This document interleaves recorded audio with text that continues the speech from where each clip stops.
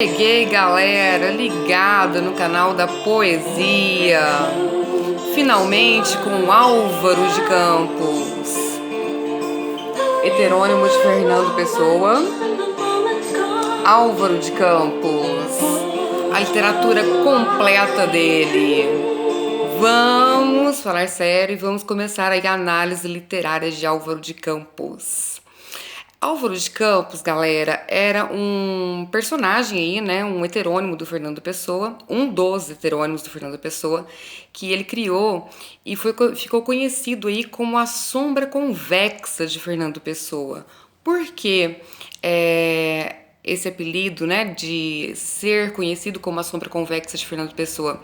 Porque ele trata muito do poeta observador com relação ao questionamento do mundo, o poeta metafísico, temos o poeta sensacionalista e o poeta que questiona também a decadência, o poeta já decadente. Então esse livro é dividido em várias partes aí.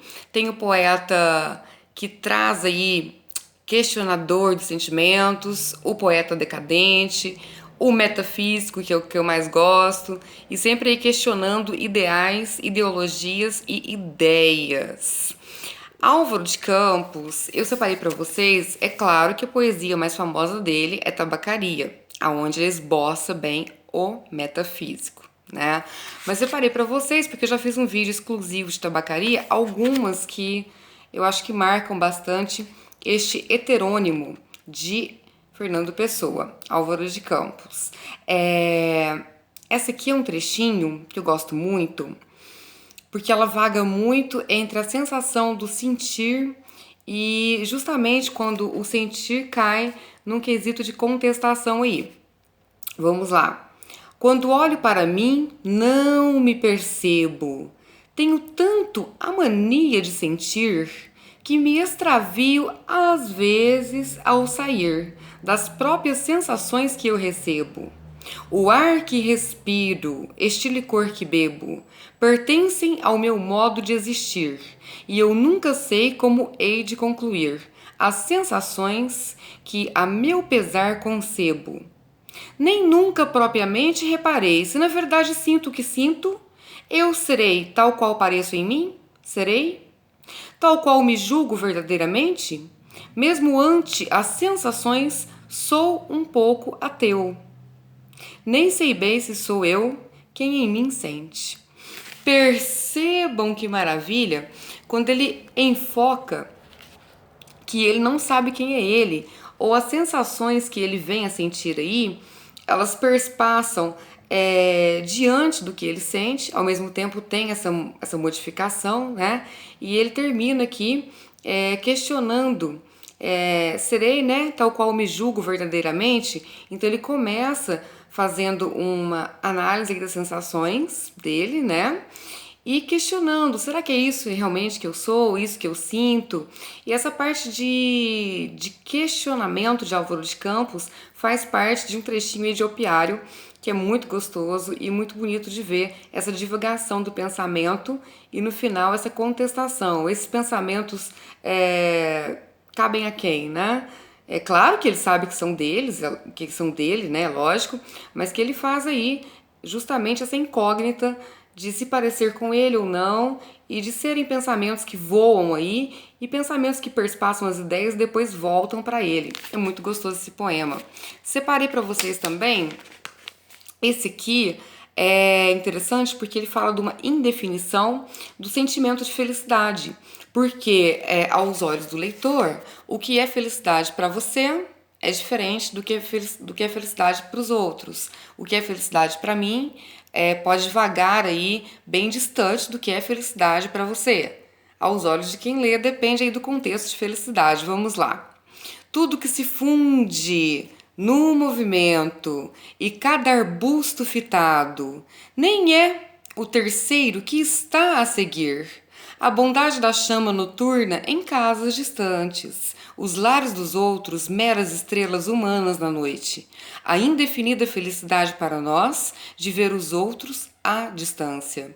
Interessante, eu acho, quando ele moldurou justamente essa coisa de ver os outros à distância, porque nós nunca temos uma perspectiva completa e ampla sobre as pessoas ao nosso redor aí. Nós vemos os outros, nós vemos as imagens que os outros passam para nós, não é mesmo? E não é geralmente a imagem que criamos da pessoa ou a imagem do que realmente é. Para você ver a pessoa como a pessoa realmente é bem difícil realmente. O infinito aí depende de convivência, depende de estar junto, de interpretação, do ser e do não ser, do conhecer, né? Por isso que eu gostei quando ele colocou aí essa metáfora da felicidade alheia, que é realmente difícil de interpretar e de escolher, né? O que me faz feliz pode não te fazer e por aí vai. Separei para vocês aqui essa poesia linda porque ela enfoca bastante o perder no ser, a perda no sentimento do ser, da unicidade do ser, da alma de Álvaro de Campos. Meu amor perdido, não te choro mais, que eu não te perdi. Vejam bem aí o antagonismo. Meu amor perdido, não te choro mais que eu não te perdi. Ele acaba de dizer que é perdido e ao mesmo tempo que não se perdeu. Pois posso perder-te na rua, mas não posso perder-te no ser, que o ser é o mesmo em ti e em mim. É maravilhoso porque o ser dele chega a ser o mesmo ser aí do amor. Então perdem-se os encontros, perdem-se a convivência, até o estar junto aí nesse contexto aqui textual, mas que o ser passa a ser um só. Quando o amor é muito grande, infinito aí, passa a ser um só. E ele continua dizendo o seguinte: muito é ausência, nada é perda. Todos os mortos, gente, dias, desejos, amores, ódios, dores, alegrias, todos estão apenas em outro continente. Chegará a vez de eu partir e ir vê-los, de se reunir a família e os amantes e os amigos, em abstracto, em real e imperfeito, em definitivo e divino. Reunir-me-ei em vida e morte aos sonhos que não realizei. Darei os beijos nunca dados. Receberei os sorrisos que me negaram. Terei em forma de alegria as dores que tive. Então essa poesia é uma lamentação aí, já parte para o poeta sensacionalista e ao mesmo tempo decadente, porque ele enseja bastante aqui um declínio, né? Darei os beijos que não dei, como seria uma paisagem revisitada, talvez aí, de uma história que ele viveu e não perdurou várias histórias aí. Então ele vai beijar quem ele deixou de beijar e vai conviver com quem deixou de conviver e irá partir aí pelo mundo para ver em abstrato em real, ou seja, em pensamento e em realidade, em sonho e em futuro, em planos reais. Chega a ser uma lamentação aí, né? Quando ele termina dizendo: terei em forma de alegria as dores que tive. É muito mais utópico, na minha opinião, do que real, mas esse pensamento aí de utopia, de lamentação existente aí no Álvaro de Campos. Essa daqui eu gosto muito porque fala muito da observação dos sentimentos. E quando eu disse para vocês, Álvaro de Campos, no quesito de ser a sombra convexa aí de Fernando Pessoa, essa poesia esboça bastante isso, esboça essa sombra convexa de Fernando Pessoa. O florir do encontro casual, dos que hão sempre de ficar estranhos. O único olhar sem interesse, recebido no acaso da estrangeira rápida, o olhar de interesse da criança trazida pela mão da mãe distraída, as palavras de episódio trocadas com o viajante episódico na episódica viagem, grandes mágoas de todas as coisas serem bocados, caminho sem fim. Eu acho maravilhoso esse enfoque que ele traz de grandes mágoas serem bocados. Por que grandes mágoas serem bocados? Bocados no sentido de pouco, né, galera?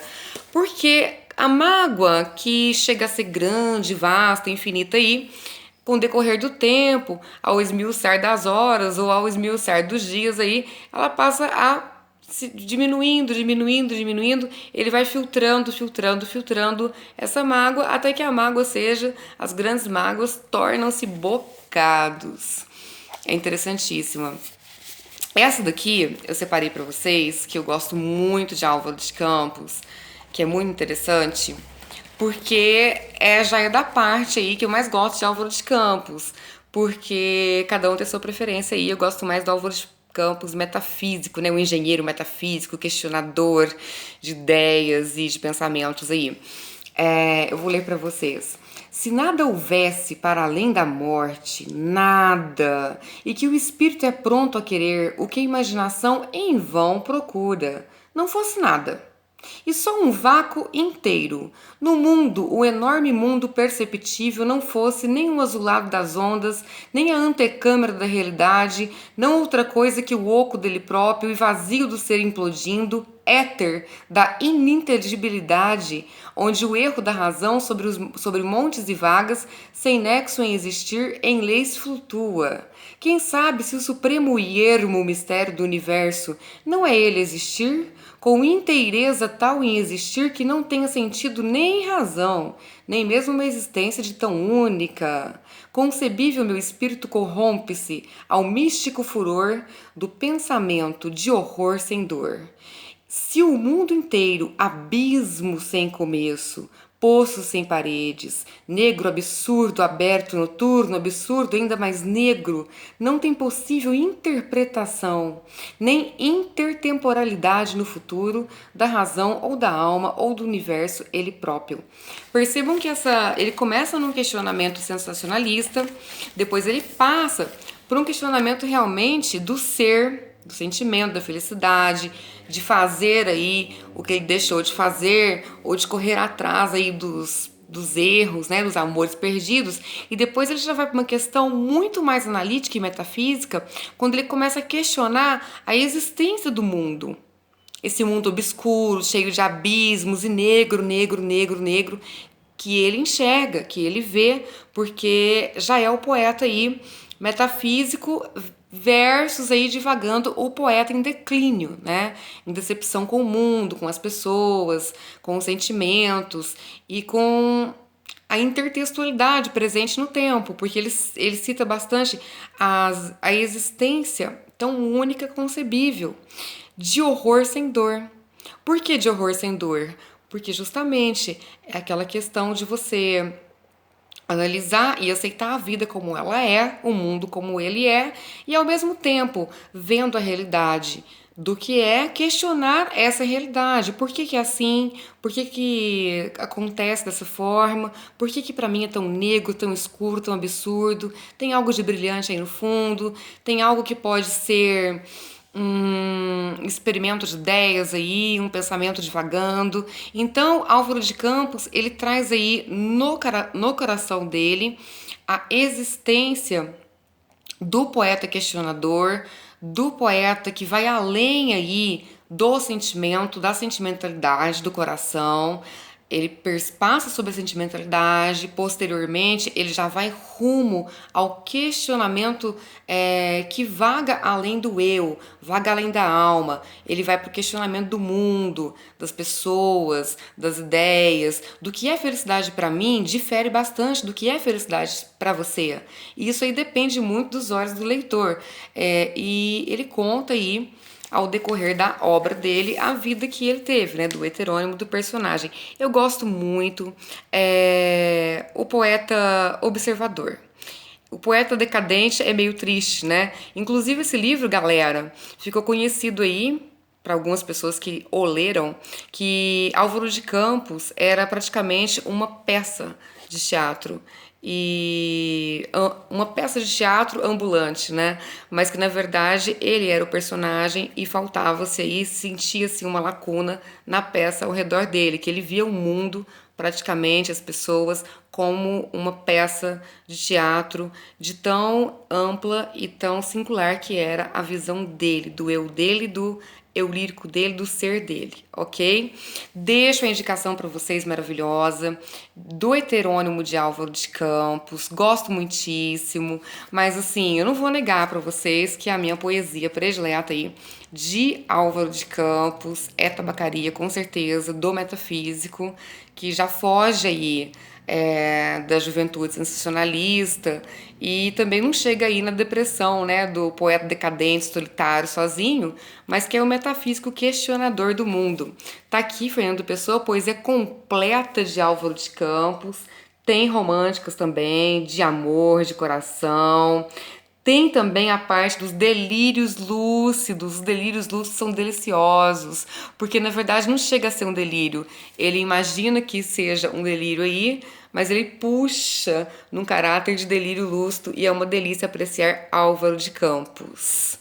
Ficamos por aqui, um buenas geral pra galera ligada no canal da poesia e para quem quer conhecer realmente Álvaro de Campos a fundo, com toda essa personalidade forte dele, eu indico para vocês primeiro, comecem com Tabacaria. Após Tabacaria, passem aí pela obra completa dele, ok? Um beijo e buenas!